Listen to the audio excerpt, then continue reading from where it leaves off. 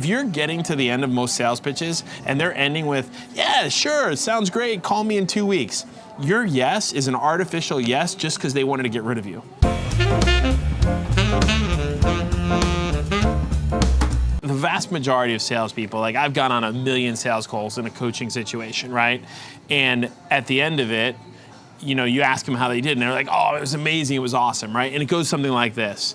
Some sort of insincere greeting, right? Like, that's predicated on some bullshit rapport build about some random object that they see in the room, like, oh, so you like golf, and all of a sudden the guy engages, and then it's like, well, thank you for meeting with me today. It's very mechanical, and then they move on to their contrived questions that they're really just checking a box in order to get, you know, like through that section of their sales process, and then they go right into that verbal diarrhea, right? They go right into, you know, just vomiting all over their prospect. And, you know, imagine like if you were at a bar and you saw someone across the way, they were really attractive, they smiled at you, they called you over, and then you went over and you started like asking a couple questions, and right about the time you're gonna get their number, you know, you vomit all over them. Like the chance of getting a date, the chance of closing that business is 0.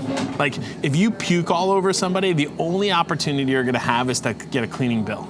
And we do it all the time in sales, and like we leave the meetings thinking, oh man, I killed it. Like what you need to understand is that you need to talk less and listen more. Like if you want to be successful, and it doesn't matter if it's, you know, courting somebody or whether it's selling a client, like you have to be there present in the moment. And so what that requires are all the things we've been talking about the last couple of days, lots of practice, you know, lots of curiosity, vulnerability to kind of identify areas of your sales pitch. If you're getting to the end of most sales pitches and they're ending with, yeah, sure, sounds great, call me in 2 weeks, your yes is an artificial yes just because they wanted to get rid of you, right? It's not a real yes. It's just because they were too nice to tell you the truth, which was that your presentation sucked. How are we doing? Haven't even gotten into Great. it.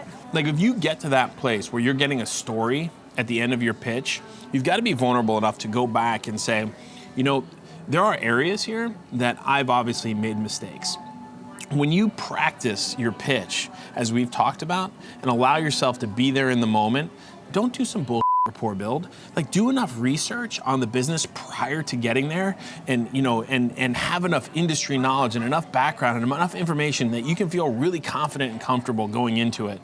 And you know, when you do that, you've got everything to gain and nothing to lose. It's kind of like when you're dating somebody, right? When you are not in a relationship, you're a pariah. Nobody wants to even go near you. But the minute that you're in a relationship, people are all over the place. Like there's so much opportunity out there. And you know, most people are so desperate to close this deal that they create an unnecessary amount of tension and stress on themselves. And as tension goes up, retention goes away, goes out the door. Like your ability to recall the things that you've learned aren't there. So you've got to have a lot of opportunities. But when you fill your calendar with a lot of opportunities and you're well practiced, now all of a sudden you have an opportunity to be present and actually listen. So you don't have this agenda. We talked about the agenda last time, but what I mean by that is don't check the box, right? Use the information you have to ask questions. So, hey, I understand this is a family business, right? You've been in business for 116 years. Tell me what kind of issues that brings up, right? What's it like to be in an industry that's, you know, that's evolving or changing? You know, we have this unbelievable trove of resources called Google that gives you massive amounts of information right to your desktop.